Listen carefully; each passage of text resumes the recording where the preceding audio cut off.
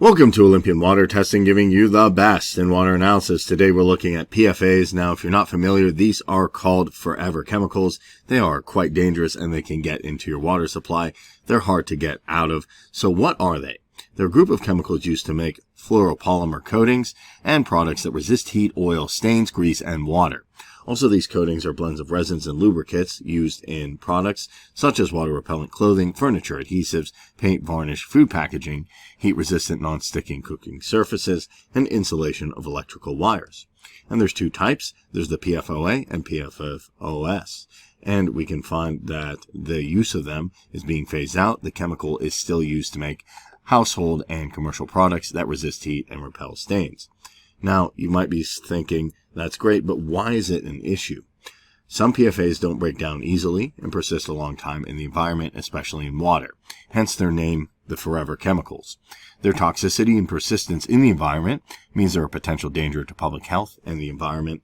Additional information on potential health impacts can be found in 2016 NYS Department of Health DOH letter contained in the regulatory impact statement and a DOH fact sheet where you can find the PFOA information as well. So you can also find some information here with a Water Quality Rapid Response Team. In 2016, New York created a Water Quality Rapid Response Team led by the Department of Health to quickly investigate water contamination and in New York to take corrective action to address these contamination issues.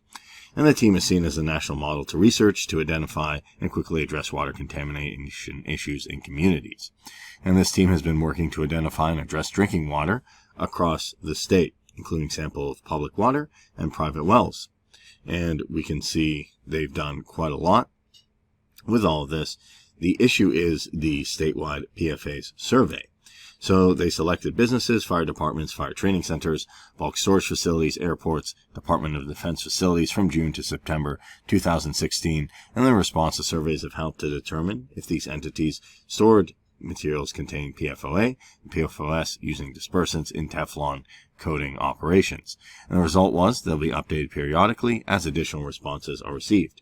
So we can see the survey right here. The information gathered through the efforts is being used to identify and investigate water quality in additional areas where potential for PFA contamination might exist. Now, they've taken some actions in the Hoosick area, City of Newburgh, Town of Petersburg, Town of Potskill, the Mahopac assessment, and they've also done some sampling. Now, these are quite dangerous, and there's a lot to uncover with these, especially because they do not break down. So it's good to see that there is an effort led by the Department of Environmental Conservation, this website, and the Department of Health to investigate contamination such as this. And since PFOs are so deadly, and since they are hard to break down, it's always a good idea to have your water periodically tested for forever chemicals.